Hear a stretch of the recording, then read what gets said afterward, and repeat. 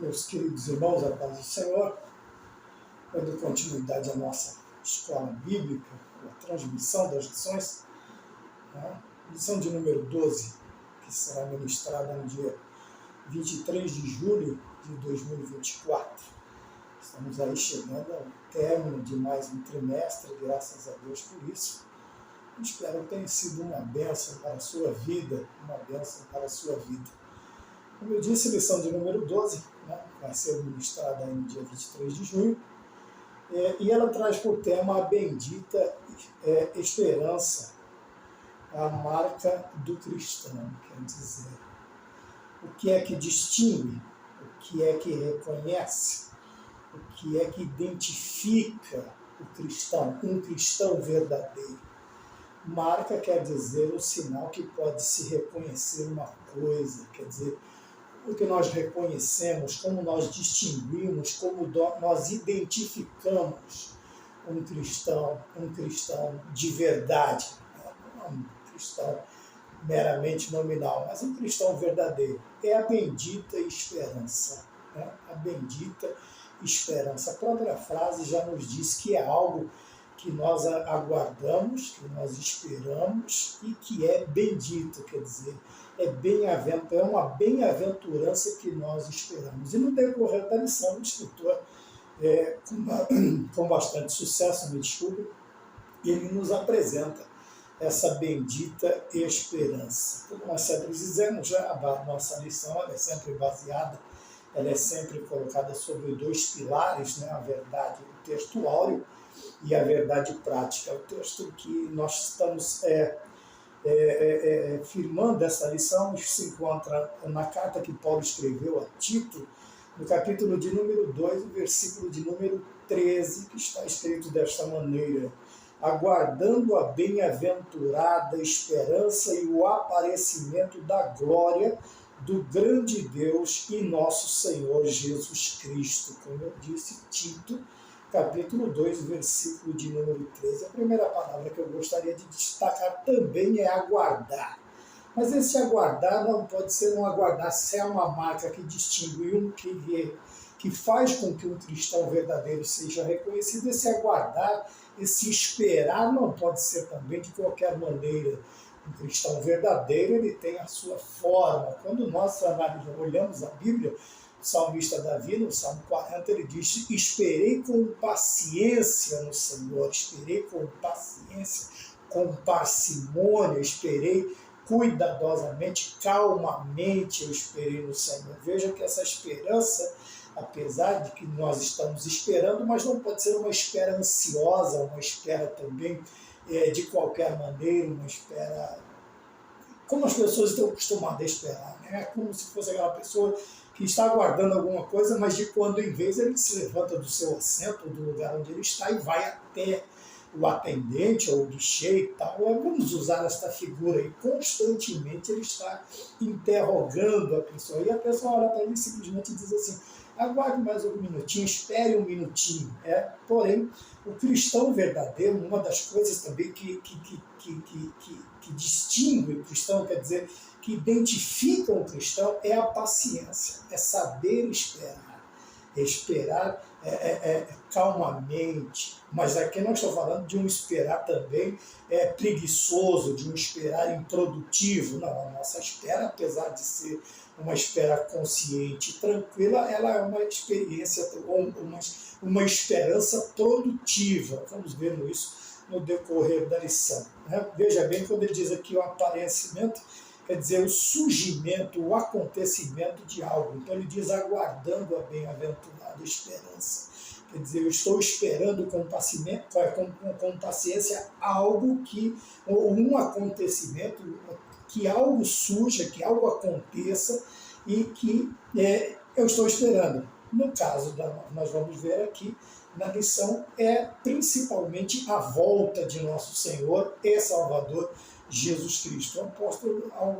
A Bíblia nos diz assim: ainda que alguns a tenham por tardia, outros já nem têm mais essa esperança, mas o cristão, ele espera. A marca do cristão é a esperança, quer dizer, o que distingue, o que identifica um cristão de verdade é esperar. É esperar ainda que ninguém espere, ainda que ninguém mais acredite, ainda que ninguém mais esteja alerta para este acontecimento, mas o cristão de verdade, ele sabe, ele sabe o momento, ele não sabe o momento, mas ele sabe que vai acontecer. Né? A sua esperança está baseada principalmente na fé. Então, veja bem,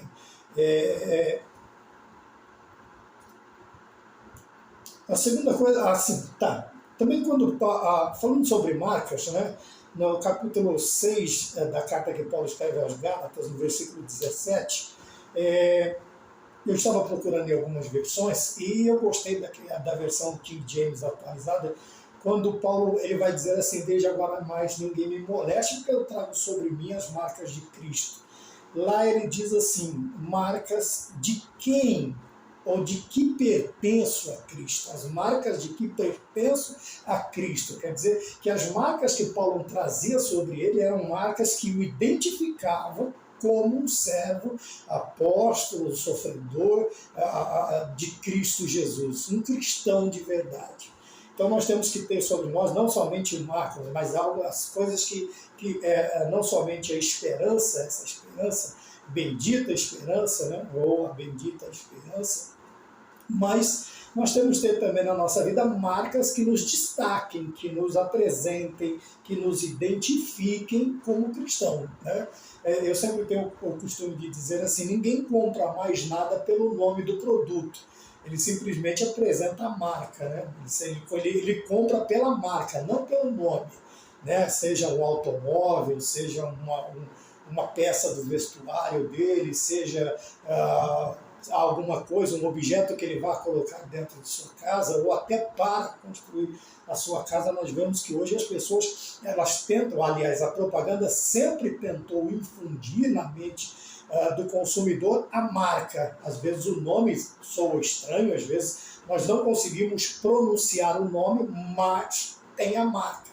Então nós nos lembramos da marca, do logotipo, daquilo que identifica o que nós queremos. Então Paulo ele diz assim: olha, essas marcas, elas mostram a quem eu pertenço. Não são simples marcas, mas é uma marca que me identifica.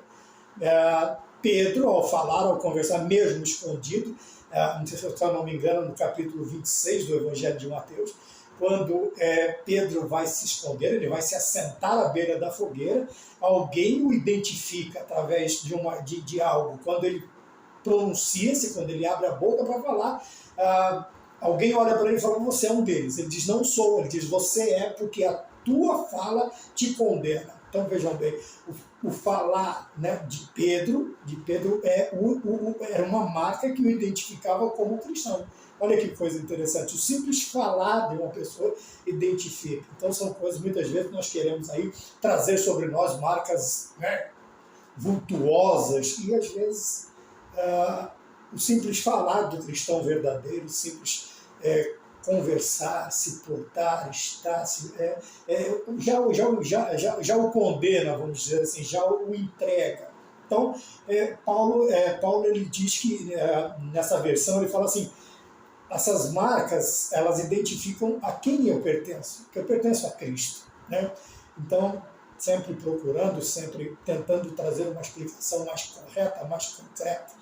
Então ele diz aqui, na verdade prática também está escrito assim: a esperança cristã é a âncora que mantém a alma do crente firme diante dos dissabores em nossa jornada de fé.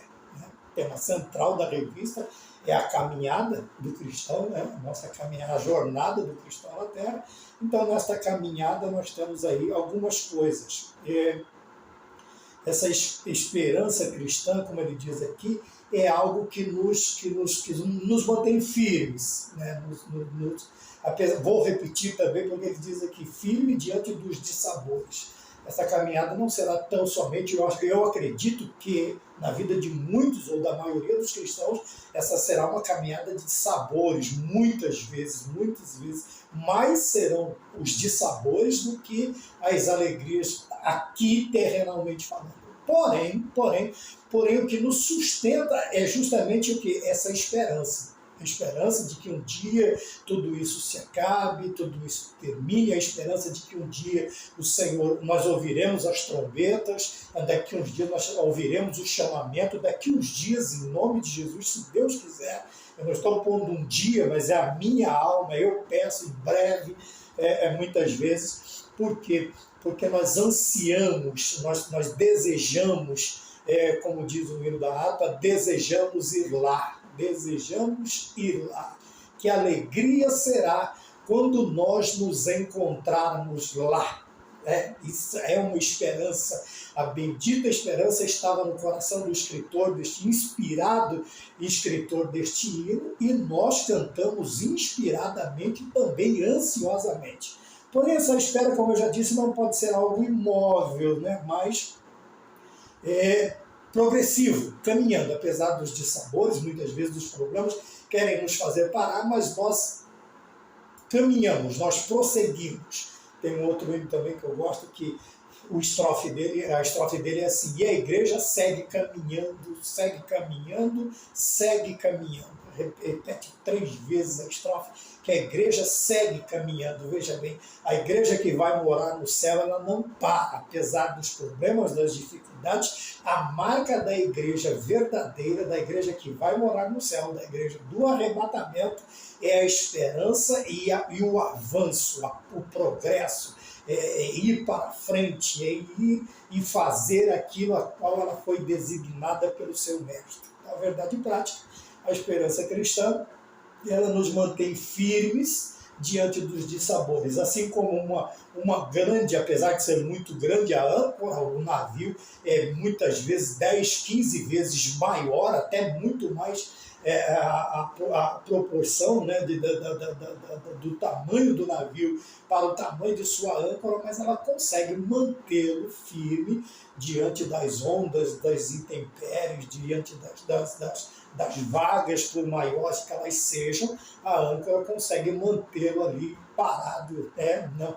Porém, ele vai continuar balançando. Ele está parado, mas ele está balançando. Ele tenta, as águas tentam demovê-lo do seu lugar, as muitas. E nós sabemos que águas, muitas vezes, as águas falam o quê? Do mundo, fala das perseguições, fala dos problemas, das dificuldades.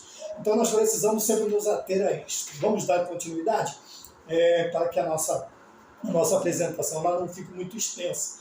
Na introdução está escrito aqui: desde quando o crente nasce de novo, ele é convocado a viver uma vida de esperança. No outro ponto está: a esperança cristã ser o fundamento na ressurreição de Cristo. Outro ponto, eu gostaria de dividir a introdução em 3 pontos. Deus que move a igreja de Cristo a trabalhar pela sua causa do reino. Então vejam bem, quando começa esse chamado, quando o Senhor nos chama para essa viva esperança, para esta bendita esperança, a partir do momento em que nós aceitamos, a partir do momento em que nós somos transformados, aceitamos o convite de Cristo, recebemos Ele como nosso Salvador e Ele passa a fazer parte da nossa vida. Automaticamente, esta fé vai começar a gerar um novo nascimento que vem de quem? Vem da parte de Deus. O homem não pode se renovar, se transformar, o homem não pode se auto-recuperar, somente Jesus Cristo pode fazer isso.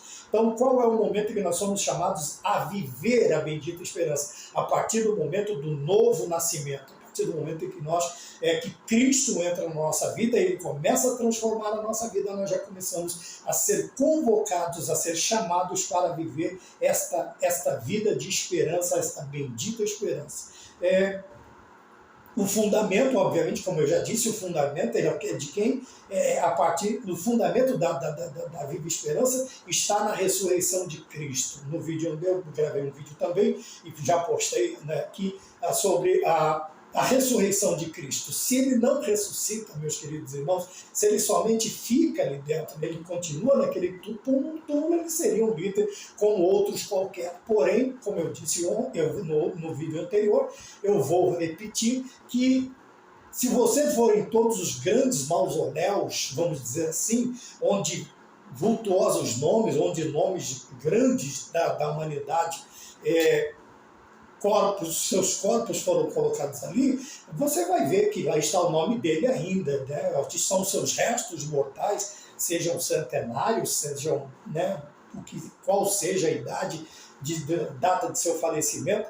Porém, se você for num determinado túmulo em Jerusalém, você vai ver que tem uma frase escrita ali: ele não está aqui, ele ressuscitou. Paulo diz que se eu tenho um Deus apenas para esta vida, eu sou um dos mais miseráveis, eu sou o mais miserável de todos os homens, vamos dizer assim. Então, a base para a nossa esperança está na ressurreição de Cristo. Ora, vamos dizer assim, toda a confirmação, tanto do escrito veterotestamentário quanto da escrita neotestamentária, ela está baseada exclusivamente na ressurreição de Cristo. Se Cristo não ressuscita, não haveria razão nem de nós estarmos aqui, nem do céu. Talvez os escritos poderiam existir, mas a razão da bendita esperança já não haveria. Por quê? Porque Jesus Cristo seria mais um que se encontraria morto como os demais que são venerados aí por religiões, por filosofias, por pensadores, livres pensadores. Porém, o nosso Senhor não está lá. O anjo olha para as mulheres na manhã de domingo, quando elas vão, na manhã do primeiro dia, quando elas vão ao túmulo preocupada com a situação de remover a pedra, já tem ali a pedra removida, os seres angelicais estão lá e a pergunta deles é esta: por que vocês procuram o vivente no meio dos mortos? Então, a primeira divisão da introdução é quando eu começo a viver essa vida, viva esperança, essa bendita esperança do novo nascimento, onde eu encontro esta viva esperança? Na ressurreição de Cristo. E por quê? Por que viver a viva esperança? Porque Deus move a igreja a trabalhar pela causa do seu reino. Por que eu devo fazer? Porque é Deus quem movimenta a igreja.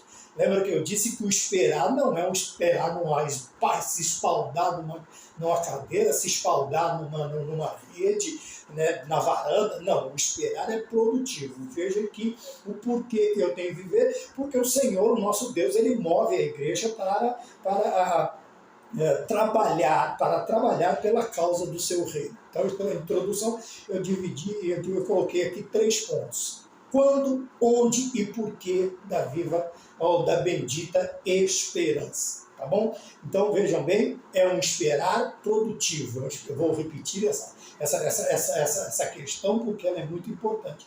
É você esperar, você buscar esperar, mas produzindo, caminhando, andando, indo à frente, indo para frente. Esse é o chamado da igreja, progressão. Né? Veja que quando em Atos 1:8 você vai ver uma progressão.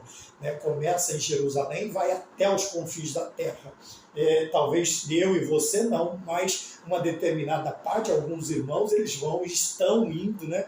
Estão avançando, a igreja é chamada para isso. E nós ajudamos, talvez com oração, talvez um dia Deus nos chame para ir também, mas enquanto nós não recebemos esta ordem, nós vamos aqui em Jerusalém mesmo, na nossa vizinhança, nos nossos amigos de trabalho, nos nossos familiares, nós vamos trabalhando pela causa do reino. Maravilha? Para onde aponta? O primeiro tópico, depois da introdução, é um questionamento, é uma pergunta. Está assim: para onde aponta a esperança do cristão? Quer dizer, qual é o objetivo? Para onde ela me leva? Qual é o X no mapa? Né? Quando assistimos desenhos animados, quando éramos crianças, agora já não assistimos mais tantos, mas filmes. Geralmente, quando há algo a procurar, quando há um objetivo, no mapa ele está marcado com um X. Né? Tem a marca, lembra a marca, a lição fala da marca do cristão, mas a marca aponta, quer dizer, o objetivo do cristão, para onde aponta, qual é onde nós vamos chegar, onde queremos chegar, ou o que nós procuramos apoiados na bendita esperança, onde está? Então, lembra do mapa, tem lá o caminho traçado e tem o xizinho onde está escondido, onde está guardado determinada coisa. No nosso caso, não está escondido. Ela está lá nos esperando, tanto a mim quanto a você. Elas tão somente está nos esperando chegar lá e esperam e espero que eu e você consigamos no nome de nosso Senhor Jesus Cristo. Mas para onde aponta a esperança do cristão? Então, no subtópico 1 do tópico primeiro está assim, a esperança cristã. Como eu sempre falo, né, vou separando aqui os que para mim, isso aqui é só uma porta para você, das muitas portas que essa lição pode abrir para o aluno interessado, mas que me chamou a atenção aqui é a esperança cristã. É uma expectativa favorável e confiante, o escritor ele relata assim, é uma expectativa favorável e confiante que se fundamenta ao que não se vê, quer dizer, ao futuro. Veja, uma expectativa favorável. Existem expectativas que não são favoráveis. Tem gente aí aguardando, né, coisas ruins, tem gente que só espera um término ruim. Pedro se assenta na dita fogueira, quando eu disse ali que ele foi reconhecido pelo seu falar, mas ele se assenta para ver o fim daquilo que estava acontecendo com Cristo. Jesus Cristo foi conduzido para ser julgado e ele simplesmente se assenta ali para ver o fim. Talvez ele estivesse esperando aí um ocaso ruim. Muitas pessoas estão assim. Porém, a expectativa para nós cristãos é favorável. Por quê? Porém, favorável e confiante, porém, nós esperamos naquilo que não vemos. A esperança é aquilo que não se vê. Veja, ela pode antecipar também aquilo que é bom. Então vamos nessas duas frases aqui. Ao que não se vê, quer dizer, o futuro, que está em Romanos capítulo 8, versículos 24 e 25. Né? Vamos ver se nós conseguimos abrir aqui essa questão, se ela está disponível. Está aqui Tito capítulo 1, Tito capítulo 1, versículo 2, está em esperança da vida eterna, a qual Deus, que não pode mentir, prometeu antes dos tempos dos séculos. Então vejam bem, é uma promessa que não é de agora. Deus não simplesmente resolveu criar uma esperança e nos dar. Deus já havia, o Senhor já havia formado essa esperança, já havia colocado para aqueles que haveriam de vir dentro da sua onisciência, lá no começo dos séculos, como diz a palavra, no futuro. Essa esperança ele prometeu antes dos tempos dos séculos, quer dizer, veja, não dá para se também mensurar, pensar numa data. Foi muito antes. Então, porém, apesar de ser confiante e favorável, ela está fundamentada no que não se vê.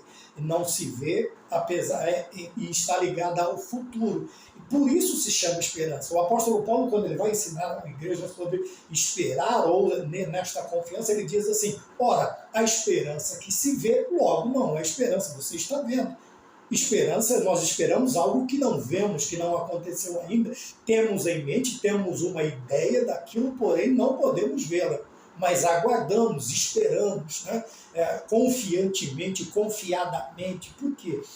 Estamos fundamentados numa promessa de Deus. Voltamos às Sagradas Escrituras. Ora, só pode haver esperança e fundamentação base a partir do momento em que a palavra de Deus ela é um baluarte na nossa vida, como também tem aí gravado também num dos vídeos aí, se você quiser ver, ajudar o canal, e tem guardado também sobre isso, falando alguma coisa, esperando confiadamente no que? No baluarte. Qual é o nosso baluarte? Qual a nossa base? Qual a nossa fundamentação? É a palavra de Deus. O cristão ele não pode viver de maneira alguma nenhum tipo de esperança que não sei, se ele não tiver um mínimo, pelo menos um panorâmico conhecimento das Sagradas Escrituras. E nós precisamos voltar, né, a uma necessidade premente, gritante, de que os cristãos voltem o seu amor às Sagradas Escrituras. Então, porém, como nós não vemos, ela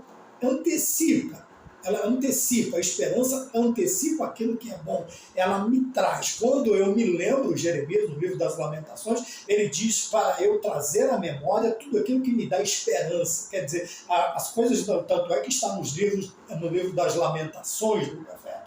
Quer dizer que não era uma situação muito agradável. Porém, quando eu passo a pensar, quando eu me lembro, quando eu recordo, quando eu encho a minha mente de palavras boas, de coisas boas, das promessas de Deus, essa esperança reacende, me firma, vem a questão vamos voltar à questão da âncora, e eu firmo novamente meus passos, firmo a minha vida, firmo a minha confiança na fé através das Escrituras. Né? Há uma necessidade muito grande, muito grande. Os cristãos estão se acostumando nos nossos dias a deixar as Sagradas Escrituras de lado e viver aí. É a mesma coisa que eu for tomar café, eu me esquecer do pãozinho com manteiga e começar a ser atraído pelas demais guloseimas que me são apresentadas. Mas todo mundo sabe que o café da manhã é aquele cafezinho puro, né? Sem açúcar. No meu caso, eu não posso fazer uso de açúcares, e alguns não posso em excesso, e o pãozinho com manteiga, né? O pãozinho francês com aquela manteiga, não, com margarina no nosso caso. Alguns até podem ter o luxo, mas já acostumamos com a margarina, com o gosto, com o cheiro dela. Então vejam bem, nós precisamos nos lembrar que o fundamento, quer dizer, aí você vai para o almoço. O almoço para nós é o quê? É o arroz, é o feijão, quem pode um pedacinho de carne, aquele baita ovão instalado, um ovo frito, e lógico, vai comer, enjoa comer todo dia? Eu não. Mas de vez em quando tem alguma coisa diferente. Mas a base é o quê? É o arroz, é o feijão, é a carne, é a batata frita e uma salada, vamos dizer assim. Né? E assim é a Bíblia. Nós temos outras coisas, outros escritos interessantes, desde que não seja antibíblico. Nós temos os escritos extra-bíblicos, né? Nós temos os escritos bíblicos, extra-bíblicos, mas não podemos nos prender aos antibíblicos. Mas para saber o que é antibíblico, eu tenho que conhecer o original. E quer dizer que eu devo gastar um tempo muito maior com as Escrituras, com a Bíblia, para que a minha vida esteja baseada nisto. Maravilha? No último parágrafo desse subponto, desse subtópico 1, está escrito assim, né? Portanto, o ponto de vista bíblico, do ponto de vista bíblico, me perdoe, podemos dizer que a esperança é a confiança no cumprimento de uma grande expectativa. Pronto, resumiu tudo, é isso que nós estamos dizendo. Vejam bem, a confiança é a confiança no quê? No cumprimento, no acontecimento de algo de que nós esperamos grandemente, de uma grande expectativa. E qual é a grande expectativa? Apesar de muita gente estar por aí pregando e cantando que o melhor de Deus está por vir, o melhor de Deus vai voltar. Ele já veio, o melhor de Deus já veio, e o melhor de Deus ele vai voltar. E nós devemos estar com a nossa viva esperança, com a nossa bendita esperança, né, num nível aí tipo hard, num nível máximo, porém, não nos esqueçamos, Jesus Cristo vai voltar, nós devemos estar prontos, preparados e esperando. Todo mundo que espera algo, ele espera preparado, né? Se você vai fazer um voo, se você vai voar, se você vai viajar num avião, você vai se preparar para aquilo. Uma vestimenta, um corte de cabelo, não vou falar da barba, não. Um corte, isso, aquilo, a bagagem no peso certo. Quer dizer, e assim que o transporte chegar, que vai te levar até lá, você não vai dizer, esqueci tal coisa, e ficou tal coisa para trás. O cristão não pode fazer isso, porque na volta de Cristo não vai dar tempo de se preparar, não vai dar tempo de você correr atrás do que você esqueceu, se o azeite estiver acabado. Então, se prepare, nos preparemos desde já, porque nós confiamos no cumprimento desta grande expectativa, que é a volta de nosso Senhor e Salvador Jesus Cristo. Maravilha? O subtópico número 2 da pergunta para onde aponta, para onde nos direciona, está escrito assim, a esperança nas cartas. Quer dizer, que cartas? Soou até, porque eu não coloquei das cartas de Paulo, né, do apóstolo Paulo. Então muita gente confia em cartas, né? Outros esperam cartas, se bem que hoje cartas escritas, vamos dizer assim, como mensagem, estão um tanto quanto ultrapassadas. Mas existem alguns ainda saudosistas que fazem uso disso. Mas aqui a esperança nas cartas, nas epístolas paulinas, né, nas cartas do apóstolo Paulo, nas missivas, nas cartas do apóstolo Paulo. Então vamos lá. Eu separei também alguns pontos, né? E no último parágrafo, você tem a revista, você precisa, é difícil quando o professor ele tem que ficar também lendo a revista. Você tem na sua casa, meu querido irmão, minha querida irmã, meu querido jovem, aproveite a semana, separe uma horinha aí, 1h30 e tenha contato também, veja que eu disse que a Bíblia é a base, mas tenha contato também com a revista da Escola Dominical. Tem pessoa que só lembra da revista da Escola Dominical no domingo de manhã, e às vezes até tem que ficar procurando, porque não sabe onde colocou. Ora, meus queridos irmãos, são ferramentas úteis para o nosso trabalho, para a nossa esperança, e aqui nós estamos vendo que a lição nos remete a uma esperança, nos reaviva essa esperança na nossa mente. Tá bom? Então faça uso da revista. Mas, irmão, você separa pontos da lição. Ora, porque a lição está na sua mão. Eu não digo que ele não é crente, mas um cristão que está matriculado, que deve ser frequente na escola dominical, ele precisa estar em contato com a sua revista na escola dominical. Né? Porque não é somente comprar, né? Você tem que fazer uso. Tá bem? Então, no último ponto, no último parágrafo desse subtópico de número 2, sobre a esperança nas cartas paulinas, está escrito assim: na primeira carta de Paulo aos Coríntios, a esperança aparece como uma segunda virtude mencionada.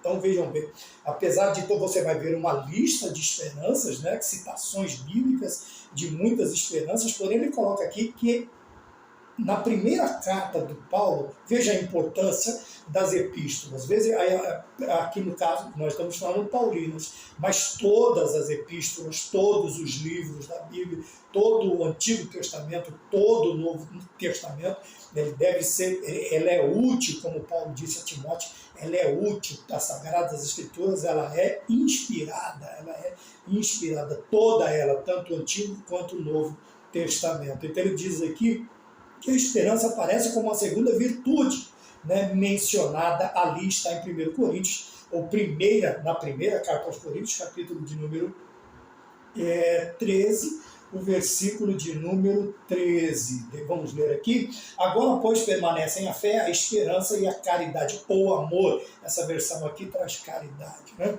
E a caridade nós sabemos que hoje em dia, no nosso dicionário em português, no Koiné, né, na feira, a palavra caridade ela tem uma conotação diferente. Se bem que, logicamente, aquele irmão, aquela irmã, aquele jovem que tem contato com a palavra de Deus, ele vai saber interpretar. Ninguém casa por caridade, se casa por amor. Então, vejam bem. Agora, pois, permanecem a fé e a esperança. Aqui está a caridade, destas três, mas a maior destas é a caridade. Então, vamos para uma versão mais nova. Ele diz assim: agora, pois, permanecem a fé, a esperança e o amor. Destes três, esses três, mas o maior destes é o amor. Então vejam bem, por que chama de virtude? Por que chama de qualidade? Por que chama? É porque são os três que vão estar, né, quando nós participarmos da nossa bendita esperança. Porém, o que vai ficar lá no céu? Esperança? Não, já aconteceu o que eu estava esperando. Fé? Agora eu já não preciso mais do firme fundamento da coisa que esperava.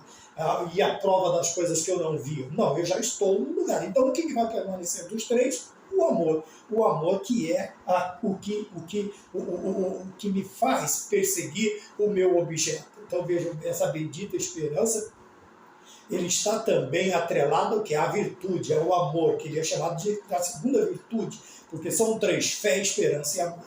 Então, a segunda virtude aqui, na carta aos Coríntios, ele diz que é o amor.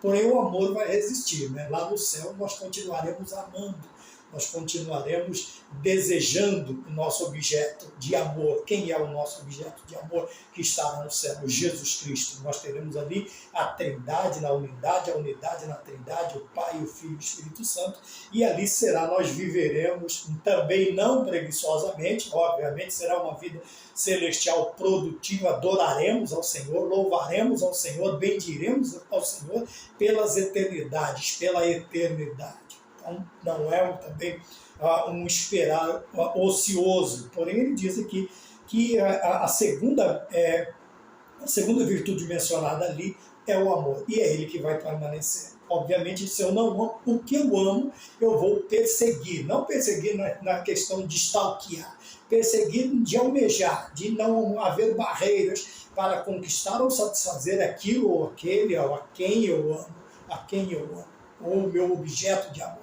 Então não há barreiras para quem ama, não há barreiras, ele vai fazer de tudo para que o seu objeto de amor, aquilo que ele ama, aquele ou aquele que ele ama, o que vai acontecer? Ele vai fazer de tudo para a sua alegria. Quem ama, o seu prazer não é ser feliz, é fazer o outro feliz. Quer dizer, a alegria de quem ama é ver o seu objeto de amor feliz. Deus nos ama e nos deu seu Filho para que nós nos alegrássemos. Então, a alegria do Senhor é a nossa força. A alegria do Senhor é a nossa força. Então, vejam bem, quando nós amamos, de ver, vamos dizer assim, vemos um filho feliz. Eu tenho 3 filhas. Quando as vejo as 3 felizes, é a minha felicidade.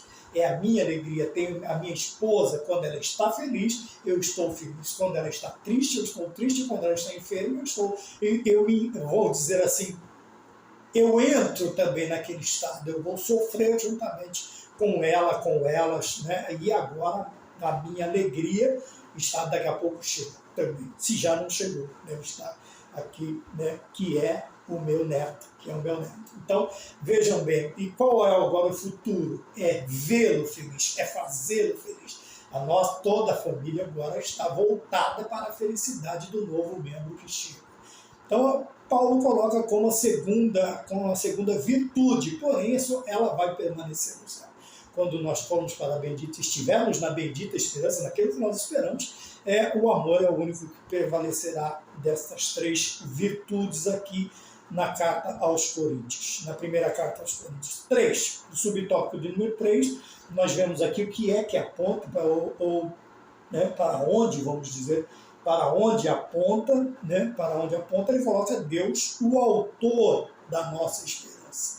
Então, quem foi que começou? Quem foi que escreveu? Nós já lemos que antes da fundação, antes do começo dos tempos, o Senhor já havia criado, o Senhor já havia posto, feito, pensado e colocado em prática a questão da bendita esperança. Então, separei também em 4 partes aqui. Essa esperança é uma consequência do novo nascimento. Já falamos sobre isso, né? Já falamos lá na introdução que eu só posso esperar alguma coisa a partir do momento em que eu conheço. E quando eu vou passar a conhecer? A partir do novo nascimento. Não é a partir do momento em que eu adentro a uma agremiação religiosa, a uma denominação religiosa. Não, isso não é novo nascimento. O neonatal espiritualmente vai fazer parte de uma denominação. Porém, esta placa, esta denominação não pode, apesar de ser lugar de comunhão, lugar de aprendizado, lugar que Deus escolheu para abençoar o seu povo, ela não pode me dar a salvação. Ela não pode. Então vejam bem, ela também não pode, apesar de falar para mim sobre essa consequência, sobre essa esperança, a consequência não está numa placa de igreja, está no fato do novo nascimento. Existem muitas pessoas que frequentam aí assiduamente a reuniões, né, regularmente a reuniões, mas que ainda não nasceu de novo. Não nasceu de novo. Tem pessoas que frequentam, eu conheço pessoas que vão à igreja há muitos anos, mas sem sequer receber Jesus Cristo como Salvador, melhor dizendo, como Senhor e Salvador de sua vida. Então não é o simples fato de eu me dirigir a uma denominação e participar de suas reuniões que eu sou salvo. A consequência do novo nascimento é eu entregar a minha vida, corpo, espírito, alma e corpo, aos cuidados, ao senhorio de Jesus Cristo, consequentemente, a salvação da minha alma. Salvação da minha alma. Quando eu estou salvo, quando eu sou salvo, quando eu estou não, que não é uma situação estar ou não estar. Quando eu sou salvo, né, eu vou participar dessas duas coisas. Primeiro, Jesus Cristo é meu Senhor e Jesus Cristo é também meu Salvador. Então, de onde nasce, qual é a consequência? De onde vem essa viva esperança? Essa esperança, já falei, novo nascimento, a regeneração espiritual que vem através da minha entrega total para a da minha vida ao Senhor Jesus Cristo, ao senhorio e também à salvação em Cristo Jesus. 2. Deus é o autor da nossa esperança, conforme o apóstolo Paulo mostra em sua carta. Romanos capítulo 15 e versículo 13. Deixa eu ver se eu acho aqui, né? Umas letras pequenas. Então vamos lá. Onde está escrito, então? Então o escritor, né, ele põe como referência a carta que Paulo escreve aos Romanos, no capítulo 15, versículo 13. Ora, o Deus de esperança vos encha de todo gozo e paz em crença, para que abundeis em esperança pela virtude do Espírito Santo. Então veja, colocou como virtude e agora nós sabemos de onde provém a virtude do Espírito Santo. Porém, a oração dele é que essa esperança nos encha de todo gozo e paz em crença. Quer dizer, na confiança, na credibilidade, naquilo que nós esperamos. Paulo, ele ora, a sua oração é que Deus nos encha, né? Nos torne plenos desta fé, dessa esperança, de que abundeis em esperança pela virtude do Espírito Santo. Vocês entenderam? Vejam bem, falou de virtude, mas essa virtude também tem uma origem. Essa virtude, ela vem do Espírito Santo. Nós temos que ter, Paulo coloca como segunda virtude, na sua carta, lá em 1 Coríntios, capítulo 13, versículo 13, porém, essa virtude, ela tem uma fonte. E a fonte está na carta escrita aos Romanos, é o Espírito Santo. Porém, Deus é o autor. Deus é o autor. Quer dizer, é Ele quem escreve, é Ele quem faz. Né? Tem um monte de livros aqui. Se você quiser ler os nomes, se quiser adquirir, a gente indica livro desse jeito. A gente põe aqui, você assiste, vê os livros, eu gostei daquele ali, vou comprar. Né? São todos livros muito antigos, muito antigos. Se você olhar, não vou mostrar as suas páginas, porque estão bem escurecidas pelo tempo, mas são livros muito bons. São livros bons. Pelo menos eles nos mantêm naquilo que nós aprendemos. Né? O Paulo fala isso para Timóteo, para nós ficarmos daquilo que nós aprendemos. Então, Deus é o autor da nossa esperança, conforme o apóstolo Paulo fala em Romanos capítulo 15. Então, Deus é o autor. Todos esses livros tiveram autores. Foram eles que escreveram. Depois as editoras publicaram e nós compramos. Mas começou com o autor. Então, aqui nós temos todo isso, na palavra autor, nós temos todo esse entendimento.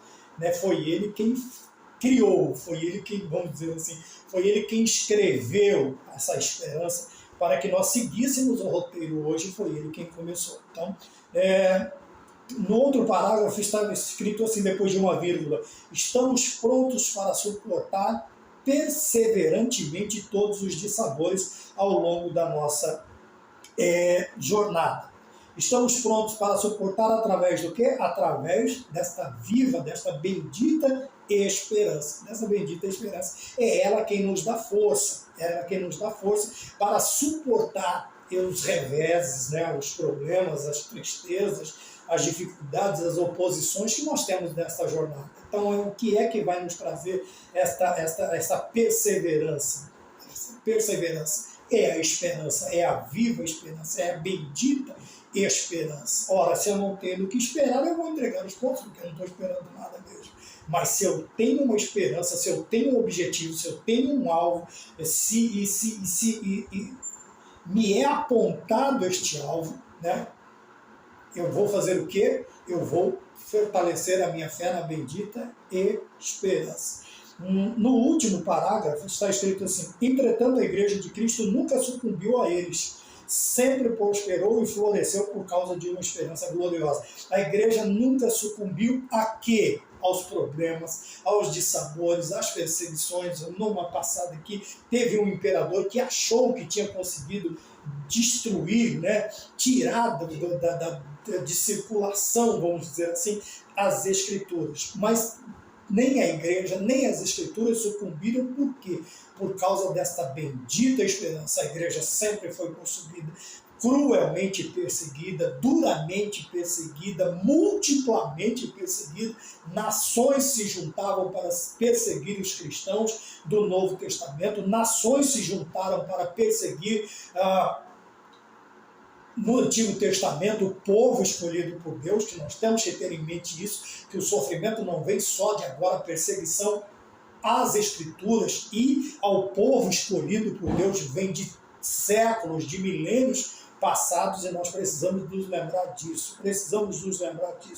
E o interessante é que Pedro também diz o seguinte, que esta mesma, nós passamos, todos os crentes da terra passam pelas mesmas provações, Então, a minha cruz e a tua cruz, ela não é mais pesada do que a do meu irmão. Muitas vezes nós achamos que a nossa cruz é mais pesada, aí entramos numa questão de lamúria, de reclamações e de autopiedade, achamos que sofremos mais do que os outros. Não. Pedro disse que esse mesmo sofrimento, todos os cristãos da terra passam por ele. E Paulo disse a Timóteo que os que querem viver piamente em Cristo Jesus padecem perseguições. Então, devagar, né, vamos pensar assim, a minha cruz pesa, a cruz do meu irmão também, a minha irmã também, todos nós temos que carregar, não nos colocarmos aí como quase mártires, né? Porque a nossa cruz é pesada. Todos têm que carregar o seu fardo. A alegria é que a bendita esperança faz com que este peso não nos faça, ou nós não vamos cair sobre esse peso, sob este peso, o peso da cruz, o peso daquilo que está proposto por Deus na nossa vida. Ponto de número 2, né, diz aqui a perspectiva escatológica da esperança cristã. Qual é a perspectiva da escatológica da esperança? Quer dizer, qual é a visão que nós temos, qual o pensamento que nós temos futuramente, escatologia, futuramente. Ou a Bíblia focaliza, veja bem, o subtópico de número 1 diz, a Bíblia focaliza o futuro. Coisa interessante, por isso é esperança. Porque não é para hoje, não é para ontem, né, mas para um futuro. E Deus permite que seja um futuro próximo. Por isso precisamos lembrar de estarmos preparados para quando vier, para quando surgir esta bendita esperança, quando acontecer o que nós estamos esperando. Então, num dos pontos, aqui num dos parágrafos, dentro deste primeiro subtópico, quer dizer, a Bíblia focaliza o futuro, eu separei aqui um parágrafo que está escrito desta maneira. Entretanto, Deus age para que tudo volte a ser perfeito, equilibrado e harmônico. Quer dizer, por quê? Porque esses acontecimentos, desde o Gênesis, né, o pecado provocou o quê? A desarmonia, o desarranjo. Ele desestabilizou, ele criou um caos. Porém, o escritor ele diz aqui que Deus trabalha, Deus age, Deus ele faz tudo para que as coisas, para que essa desarmonia, desarranjo, ele volte a ser harmônico. Né? A vida, a situação, o sistema criado por Deus, não estou falando, mas o sistema que está aqui volte a ser equilibrado, perfeito, equilibrado e harmônico. Tudo acontece. Eu coloquei aqui, tudo acontece por vontade de Deus. Veja bem, quem criou esse desarranjo, essa desarmonia, fomos nós. Mas Deus criou tudo perfeito. Nós estragamos com o nosso pecado, porém, vejam bem, Deus age, toda coisa boa, tudo que há de bom, tudo que vir, tudo que vem para meu benefício, tudo que vem para fortalecer a minha fé, para me colocar diante de Deus, tudo sempre partiu. A religação, eu vou postar um vídeo anterior a este, se você for ver, nós vamos ver que Deus prepara tudo, né? A religação daquele abismo criado pelo pecado, tudo parte de Deus. O homem nunca vai ter, vamos dizer assim, o homem nunca vai ter o princípio, né? Partir do homem determinada coisa boa. Tudo parte, tudo acontece, tudo tem a sua base, a sua fundamentação em Deus. O último parágrafo diz assim: esta promessa originou no Éden com o descendente da mulher e se revela hoje por meio de Cristo. Obviamente, nós estamos falando da mesma pessoa. Na promessa, quando Adão e Eva eles pecam, o Senhor chega até a serpente e diz para ele: olha, porém, inimizade entre ti e a semente da mulher. Este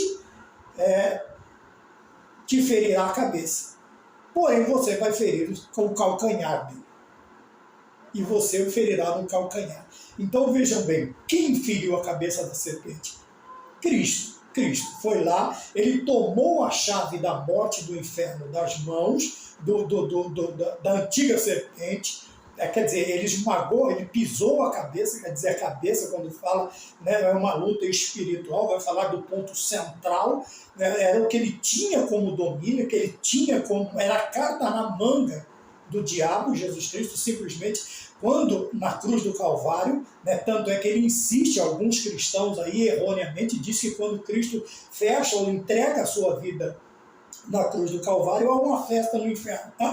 O diabo fez de tudo, desde o nascimento de Cristo até a sua entrega na cruz do Calvário. Você vai ver que o diabo ele faz de tudo para dissuadir, para tirar, para desviar Jesus Cristo de sua missão. Graças a Deus, o primeiro homem falha, mas o segundo homem é perfeito. Ele vence a morte, ele toma a chave da morte do inferno, ele pisa a cabeça da serpente, ele esmaga a cabeça, alguns usam esmaga, fere, pisa a cabeça da serpente. E o que acontece? Porém, Deus disse para ele assim: mas você vai ferir o calcanhar. Como ele não pode com Cristo, quem ele vai perseguir? Nós. O calcanhar de Aquiles, a coroa da criação, somos nós. Eu ouvi essa explicação há muito tempo atrás e achei interessante. Talvez alguns não compactuem da mesma ideia, mas vejam, o que é o tendão de Aquiles no corpo? Se você feriu, você vai ficar, no mínimo, mancando. No mínimo, mancando. Então, como o diabo não pode contra... Outra coisa errônea, não existe luta entre Deus e Satanás. Meu querido irmão, minha querida irmã, não existe uma luta entre o diabo e Jesus. O sopro, o hálito da boca de Deus já colocaria Satanás sem existência. Já anularia a existência desse ser espiritual, maligno e espiritual, porém criado perfeito. Mas, veja que a transgressão, a rebeldia dele fez com que ele tivesse esses nomes, né, perseguidor, enganador, uma série de maus adjetivos que são dados a eles. Aí, vamos dizer assim. Então, veja que a promessa se origina onde? Lá no Éden, no Gênesis, lá no princípio.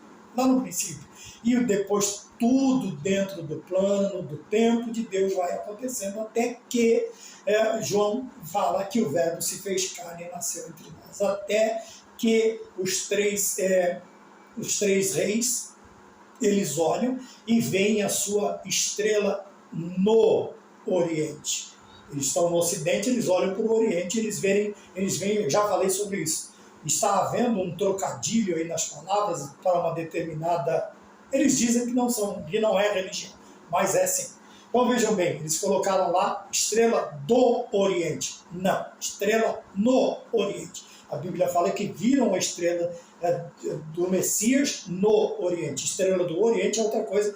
Tem vídeo também explicando isso aí, estrela do Oriente, que é quem é o nome dela, por que tem uma determinada área no continente africano que teme quando é o tempo dessa... Estou falando de astronomia, não estou falando de astrologia, é totalmente diferente também. É que nós não temos tempo para tanta coisa, tá bom? Então veja, onde se origina a nossa promessa? No Éden, quando o Senhor faz a promessa da semente da mulher, Obviamente seria Cristo que poderia fazer tudo isto com o inimigo das nossas almas. Ninguém pôde, tanto é que o sacrifício ele é feito todos os dias todo o templo do Antigo Testamento, tanto no templo móvel quanto no templo fixo, vamos dizer assim, tanto no templo de Moisés, que ele era móvel, ele acompanhava quando o povo vivia nômade.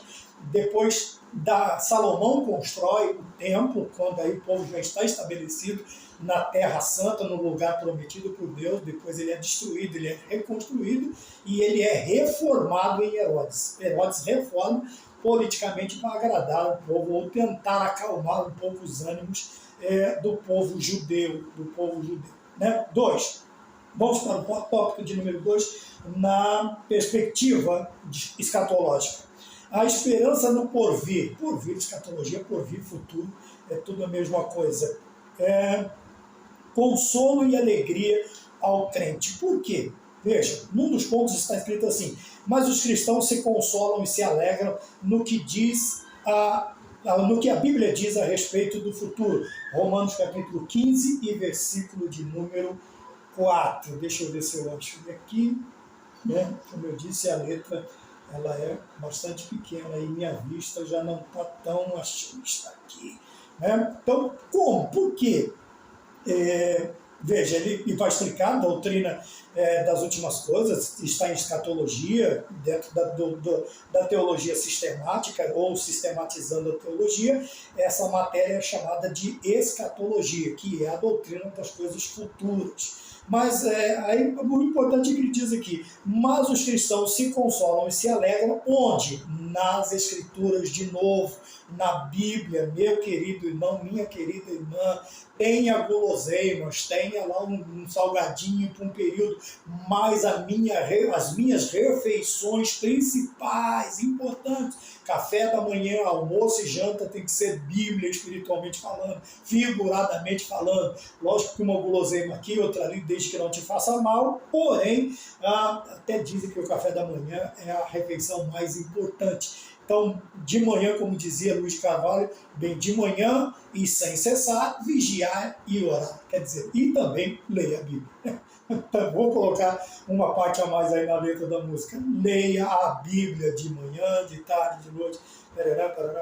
Então, onde está isso? Romanos capítulo 15, versículo 4, está escrito: porque tudo que dantes foi escrito para o nosso ensino foi escrito, para que pela paciência e consolação das Escrituras tenhamos esperança. Não precisa explicar, não precisa desenhar, não precisa esboçar quase que nenhum comentário. O próprio versículo ele é claro, porque tudo que dantes foi escrito, dantes, passado, foi escrito, divinamente inspirado, veja bem, para o nosso ensino, para a nossa instrução, para a nossa doutrina, foi escrito. Não foi escrito meramente para encher livros ou páginas de livros.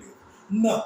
Havia um propósito, era o que? Ensinar o povo de Deus, educar, doutrinar o povo de Deus. Para quê? Pela paciência e consolação das Escrituras, quer dizer, você vai acompanhar os heróis desde o Gênesis até, no caso de Paulo, seria até Malaquias, agora no nosso tempo até o Apocalipse, porque, logicamente, todas as vezes que nós vemos eles falando das Escrituras, eles estavam falando ainda do Antigo Testamento, porque o Novo Testamento ainda não havia sido escrito.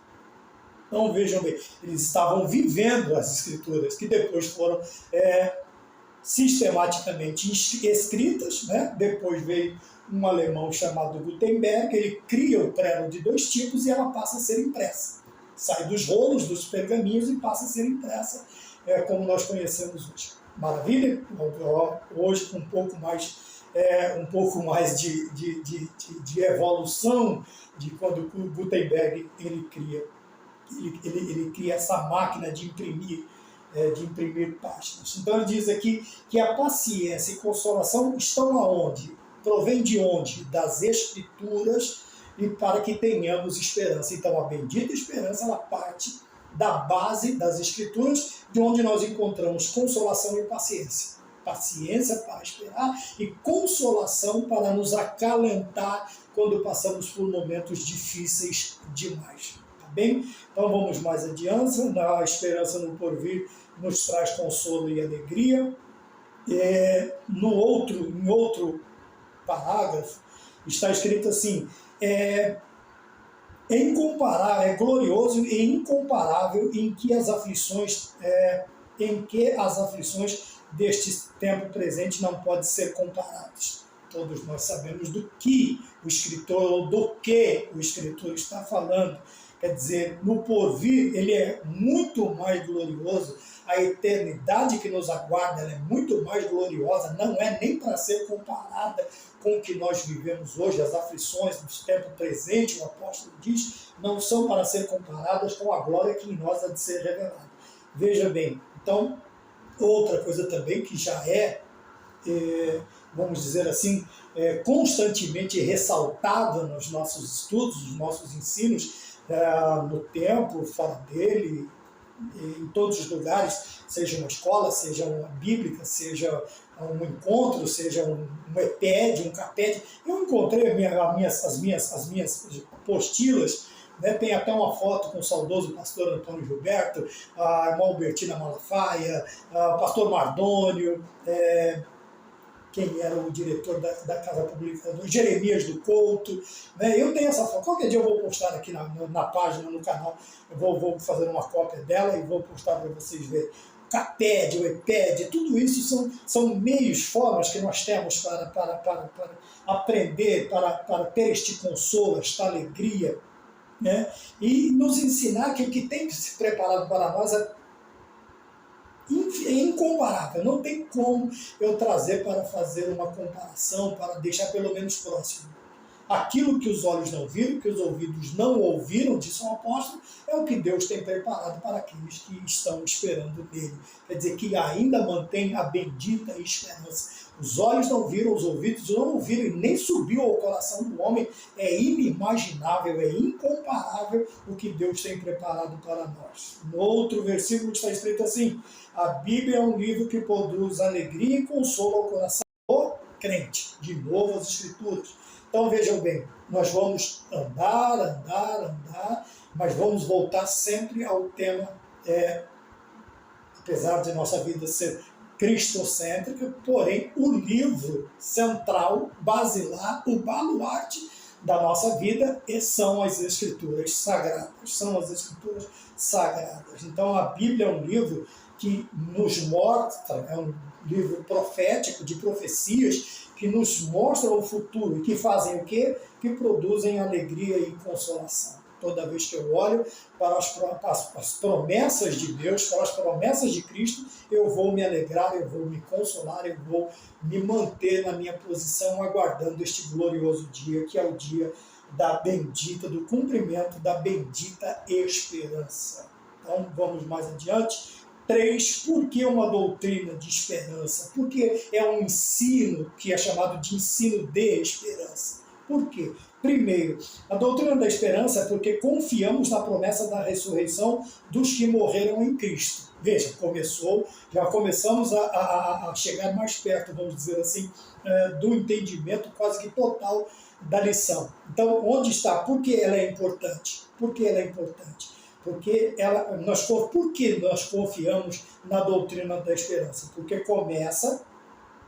confiamos também nas promessas. E a promessa que ele cita aqui é da ressurreição. Veja bem, a ressurreição dos que morreram em Cristo. Consequentemente, lá em Tessalonicenses, capítulo 4, versículo 3, ele vai falar que é tanto a ressurreição quanto a transformação. A transladação, vamos dizer assim, o arrebatamento, aleluia, o arrebatamento, a ressurreição. Os mortos ressuscitarão primeiro, e Paulo diz, e depois nós, os que tivermos vivos, seremos transformados. Então, por que a doutrina ela é chamada de doutrina da esperança? Porque, primeiro, nós confiamos na promessa de que os mortos ressuscitarão. Se eu estiver já na campa fria, se o Senhor já tiver me recolhido, eu tenho a certeza, eu tenho a esperança de ser ressuscitado. E se estiver aqui, e o Senhor voltar nas nuvens com poder e grande glória, e as trombetas soarem, eu tenho a esperança de ouvir as trombetas soarem e o Senhor me chamar para estar com toda a igreja, todo o povo de Deus, desde o Antigo e o Novo Testamento, todos na presença de Deus para aquele grande dia. Tá bom? Essa é a nossa esperança. O segundo ponto que eu separei aqui por que a doutrina de esperança? Por que se chama esperança? Como ainda não alcançamos essa promessa, vivemos o quê? Aguardando, esperando que em brevemente tudo se cumpra. Como eu disse, nós continuamos esperando. Não aconteceu ainda, mas nós estamos esperando. Trabalhando, orando, buscando, chorando, sorrindo, nós continuamos na esperança. E o escritor também colocou aqui, que isto brevemente aconteça. Ora, vem Senhor Jesus, é a oração, Maranata, ora, vem Senhor Jesus. E lá no Apocalipse ele diz, eis que cedo venho, eis que breve venho, eis que cedo venho. 3 vezes ele vai repetir no último capítulo do Apocalipse. Guarda o que tens, ele vai falar, guarda o que tens. Se cuide, espere, não deixe que ninguém tome a sua coroa, não deixe que nada se entremeta neste caminho entre você e a sua bendita esperança, quer dizer, entre você e Deus, entre você e Cristo. Nós não podemos permitir isto. Como ainda não alcançamos, então, essa promessa, vivemos na esperança de que brevemente tudo se cumpra. É por isso que é chamada de doutrina da esperança, porque estamos esperando pacientemente, consoladamente pelas Escrituras, estamos produtivamente esperando a volta de Cristo, a ressurreição dos mortos, essa transformação e trasladação dos vivos, o arrebatamento. Alguns dizem que a palavra lá no original é raptus, quer dizer, uma coisa rápida, né? Um arrebatamento. A igreja será tirada da terra e nós esperamos nesta bendita esperança. Nesta bendita esperança, nós seremos arrebatados. Jesus vai voltar. Jesus vai voltar. Estejamos com isso preparados, alegres e consolados e firmados nesta bendita esperança. 3. A esperança cristã como a âncora da alma. Estamos aí no último ponto da lição, depois temos a conclusão ainda, porém ele diz aqui a esperança cristã como âncora da alma. Então não vamos explicar, no começo já falamos, o subtópico número 1, do ponto 3, nossa esperança como âncora. O que ela representa? Tudo que sustenta e estabiliza a alma do crente em tempos de incertezas. Usamos a figura dos navios gigantescos, suas âncoras os mantêm, seja nas ondas, seja no mar calmo, seja no mar bravio, seja nas vagas, quando as vagas procelosas são, como diz o hino, vagas aí já são ondas gigantescas, eu acho, apesar de longe, mas eu acho bonito aqueles barcos, aqueles navios rompendo aquelas ondas gigantescas, 15 metros, 10, 15 metros de altura, ele simplesmente, e daqui a pouco ele desce de uma vez, mas ele continua ali, ele não afunda, ele não para, ele não cai. É uma coisa impressionante. É uma figura maravilhosa também para o crente. Às vezes nós viveremos em mares calmos, às vezes teremos algumas ondas, algumas olas, mas haverão tempos de grandes vagas procelosas da nossa vida. E é neste momento que a esperança nos estabiliza e nos sustenta. Quer dizer, a nossa alma, ela é acalmada, ela é estabilizada, ela é sustentada pela bendita esperança, pela esperança cristã nos tempos de incerteza. O ponto de número 2 está escrito assim, por que a esperança do crente? Por que a esperança? Outra pergunta, por que a esperança do crente é a melhor? Veja bem, e ele coloca aqui, por quê? Porque a esperança dos ímpios é em quê? É na vaidade. Um é madeira, o outro é prata, o outro é ouro, o outro é barro, o outro é isso. O salmista diz, tem olhos e não vê, boca e não fala, ouvidos e não ouve. Eles não podem, a esperança do ímpio não pode vir até ele, o incrédulo, daquele que não tem Cristo como Salvador. Então ele coloca aqui, porém eu separei o último parágrafo desta parte, que está escrito aqui, em síntese, quer dizer, em resumo, podemos dizer que toda esperança fora de Cristo é vazia, sem sentido. Já a esperança em Cristo é segura, consoladora e com propósito. Eu pus uma representação, copiei, dos Salmos, a representação da esperança dos ímpios, E vou retornar à nossa esperança. Por quê? A esperança em Cristo é segura, consoladora e com propósito. Porque tudo que dantes havia sido escrito sobre ele se cumpriu.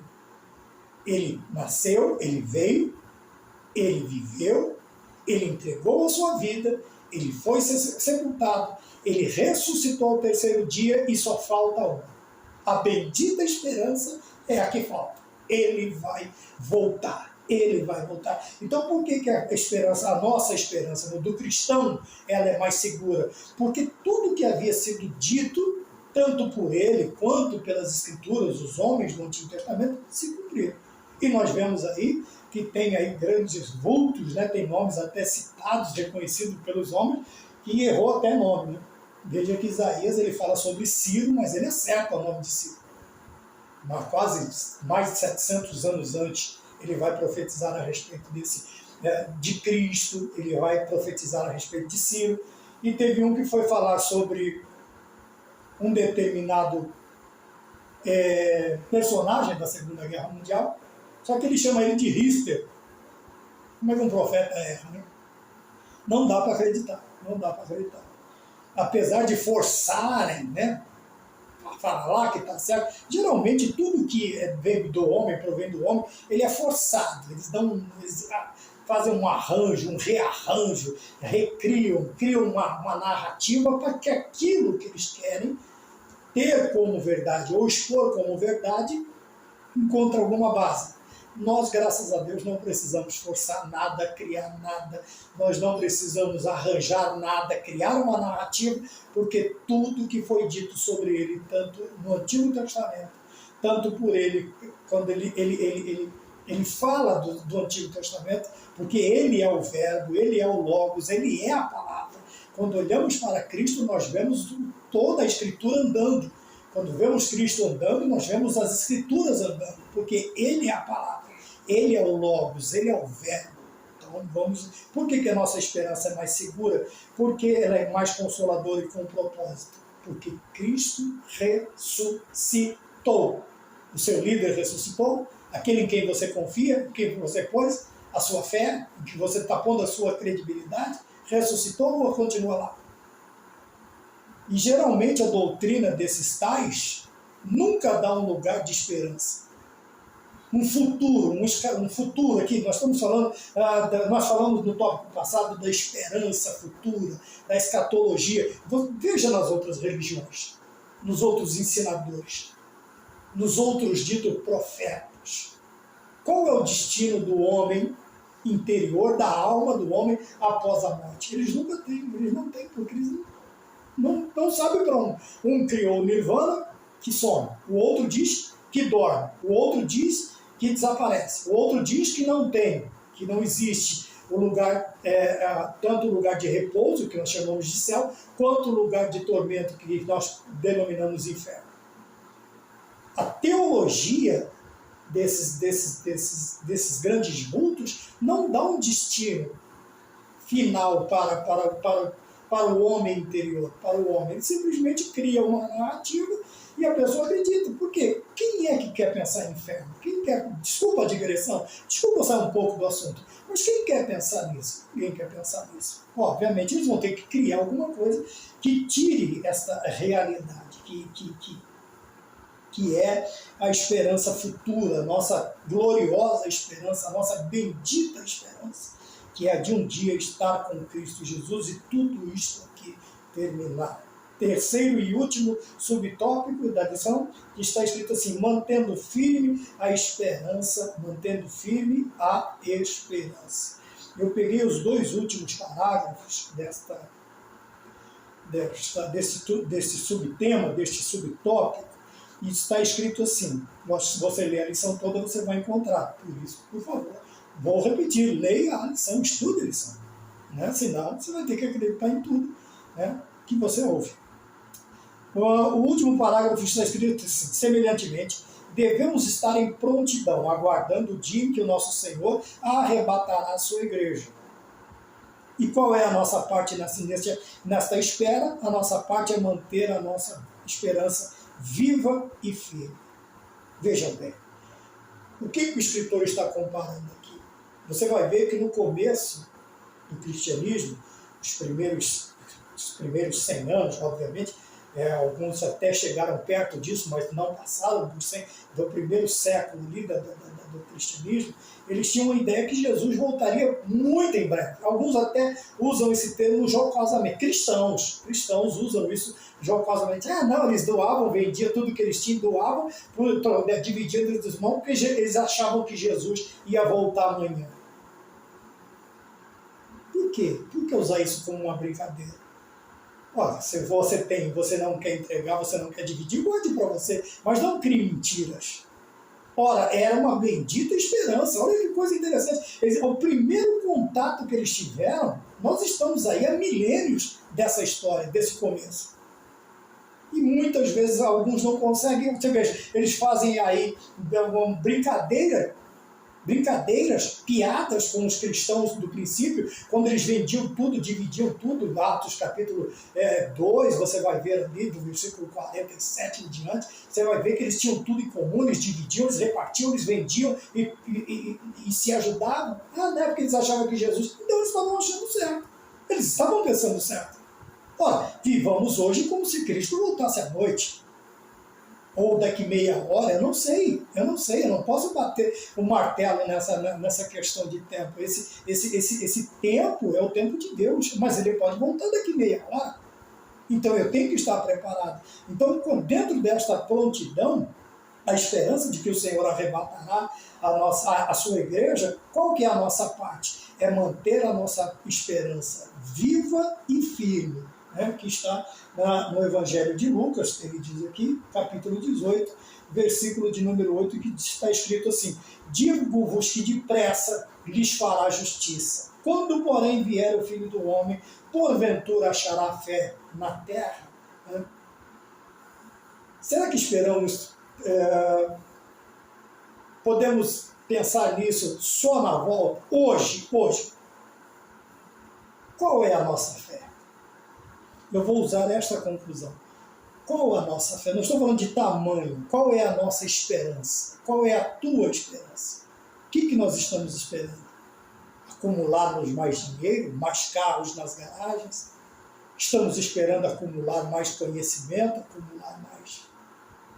Estamos pensando no futuro em, sei lá, daqui 10 anos eu quero estar morando à beira-mar, eu quero estar aposentado, vivendo na beira do rio?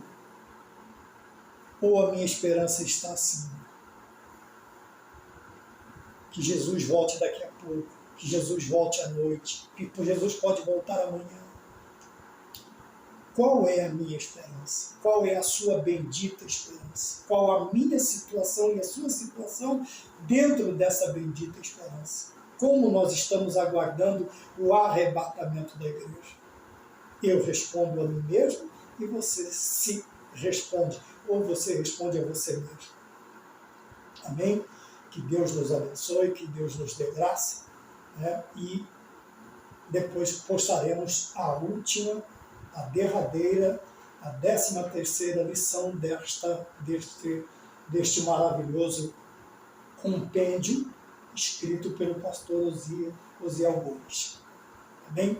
Então que Deus te abençoe, que a graça de nosso Senhor Jesus Cristo, que o amor de Deus e que as consolações do Espírito Santo estejam todas sobre nós e vós, e nós possamos dizer em uníssono: Amém.